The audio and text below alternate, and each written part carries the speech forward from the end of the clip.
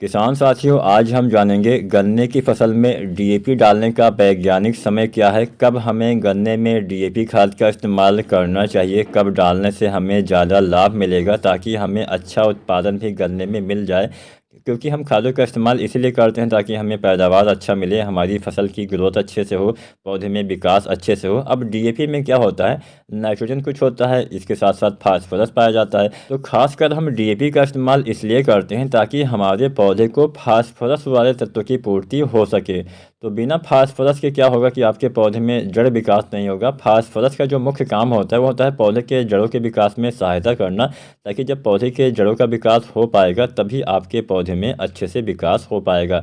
अब गन्ने की जब आप बुआई करते हैं तो सबसे पहला काम क्या होता है, सबसे पहले आपके पौधे में जड़ों का विकास होता है। जब जड़ों का विकास अच्छे से होता है तभी अच्छे कल्ले आते हैं, तभी हमें अच्छा उत्पादन मिलता है। तो अच्छे जड़ विकास के लिए फास्फोरस वाली खाद डालना आवश्यक होता है, इसलिए हम ज़्यादातर किसान साथी डीएपी का इस्तेमाल करते हैं। हालांकि एसएसपी में भी फास्फोरस पाया जाता है, कुछ एनपीके आते हैं जैसे 12 32 16, 20 20, 0 13, 10 26 26, 14 35 14, तो इसमें भी फास्फोरस पाया जाता है। लेकिन हम सबसे ज़्यादा डीएपी खाद का इस्तेमाल करते हैं। तो यहाँ पे किसान साथियों, अब हम बात करते हैं हमें कब इसका इस्तेमाल करना चाहिए, वैज्ञानिक समय क्या होता है। किसान साथियों, डीएपी हो चाहे एसएसपी हो चाहे हो कोई एनपीके जिसमें भी फास्फोरस पाया जाता है, ये सभी खादें हमें बुआई के समय ही इस्तेमाल करना होता है। क्यों करना होता है, क्योंकि अगर आप बाद में डालते हैं तो फास्फोरस एक ऐसा तत्व होता है, अगर आप इसका इस्तेमाल ऊपर करेंगे तो ये ऊपर ही स्थिर रह जाता है। मतलब फास्फोरस एक ऐसा तत्व होता है जो स्थिर रहता है, जो ज़्यादा ऊपर नीचे नहीं होता है। जहाँ पे आपने डाला इसको वहीं पे जमा रह जाता है। अगर आप बाद में ऊपर से गन्ने में इसका इस्तेमाल करते हैं तो ये नीचे तक जा ही नहीं पाएगा। अब पौधे में ऐसा नहीं कि यहाँ आपने गुड़ाई करेंगे तो बाद में, मतलब बाद वो तो बहुत देर हो जाती है। जब आप गुड़ाई करवाते हैं गन्ने की तो कुछ मात्रा में चला जाएगा, ये मैं मानता हूँ। लेकिन जब आप गन्ने की गुड़ाई कराते हैं तो जमाव के बाद कराते हैं। अब जमाव कब होता है, जब जड़ों का विकास होता है। तो शुरुआत में आपके पौधे को फास्फोरस मिलेगा ही नहीं, तो अच्छे से विकास हो ही नहीं पाएगा।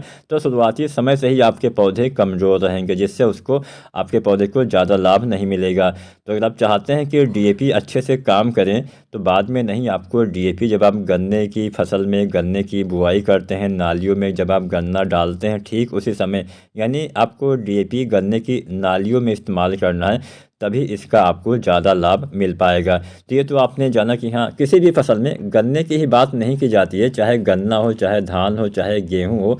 जिसकी बुआई की जाती है उसमें बुआई के समय, और जिसकी आप रोपाई करते हैं उसकी रोपाई के समय, यानी एकदम शुरुआती समय में ही आपको इन खादों का इस्तेमाल, खासकर डीएपी या फिर एसएसपी या एनपीके वाली खादों का इस्तेमाल हमें करना होता है। अब हम जानते हैं कितनी मात्रा में हमें डीएपी डालना चाहिए।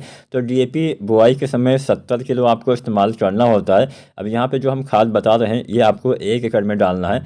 तो 1 एकड़ खेत में आपको 70 किलो डीएपी डालना है। इसके साथ यूरिया की बात की जाए तो 35 से 37 किलो आपको यूरिया भी डालना है। यूरिया यहाँ पे जो हम 35-37 किलो आपको बता रहे हैं, ये आपको 3 भागों में इतनी इतनी मात्रा डालनी है। मतलब 35-37 किलो बुआई के समय डालिए, 35 से 37 किलो पहली सिंचाई पे, और 35 से 37 किलो जब आपकी गन्ने की फसल 1.5 से 2 फुट की हो जाए तब डालिए, तब आपको अच्छा लाभ मिलेगा। तो हर बार 35 से 37 किलो, या मान सकते हैं 35 से 40 किलो भी आप डाल सकते हैं। इतनी मात्रा प्रति एकड़ के हिसाब से पर्याप्त रहेगी। कुल मात्रा 100 से 110 किलो आपको डालना है। अगर आप डीएपी डालते हैं तो इतनी मात्रा में आपको यूरिया खाद का इस्तेमाल करना होता है। तो 100 से 110 किलो का 1/3 आपको बुआई के समय इस्तेमाल करना है। पोटास की बात कर लेते हैं, क्योंकि बिना पोटास की तो अच्छा उत्पादन मिलेगा नहीं। तो पोटास की बात की जाए तो प्रति एकड़ के हिसाब से 25 से 30 किलो आपको गन्ने में बुआई के समय ही पोटास का इस्तेमाल करना है। पोटास से गन्ने में रस अच्छे से बनता है, मोटाई अच्छे से आती है, अच्छा विकास हो पाता है।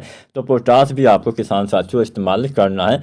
तो यहाँ पे हमने 3 खादें बताई है, तीनों खादें नालियों में बुआई के समय आप डाल दीजिए। उसके बाद पहले पानी के आसपास यूरिया फिर से 35 से 37 किलो डालिए। फिर गन्ने की फसल जब 1.5 से 2 फुट की हो जाए तब फिर से 35 से 37 किलो यूरिया डालिए। सिंचाई की बात की जाए तो जब जमाव 35 से 40% तक आपका हो जाए, मतलब संपूर्ण गन्ने में से 35 से 40% गन्ने का जमाव हो जाए, तब गन्ने की फसल में आपको पहला सिंचाई कर देना चाहिए। लगभग 1 महीने के बाद ये समय आ ही जाता है, 1 महीना 40 दिन के आसपास आपके इतना जमा हो जाएगा, तब आपको सिंचाई कर देना चाहिए। इसके साथ साथ आप चाहें तो कुछ अन्य ग्रोथ प्रमोटर भी डाल सकते हैं, जो भी आपको अच्छा लगे, सागरिका, दानेदार, बायोबीटा या फिर कोई भी अन्य कंपनी का जिस पे आपको विश्वास हो, इसका इस्तेमाल आप करिएगा। तो उम्मीद है आज की वीडियो में आपको डीएपी खाद के बारे में पता चल गया होगा, बुआई के समय कितना डीएपी डालना चाहिए। जानकारी अच्छी लगी हो तो लाइक शेयर करें और चैनल को सब्सक्राइब नहीं किया है तो सब्सक्राइब करें।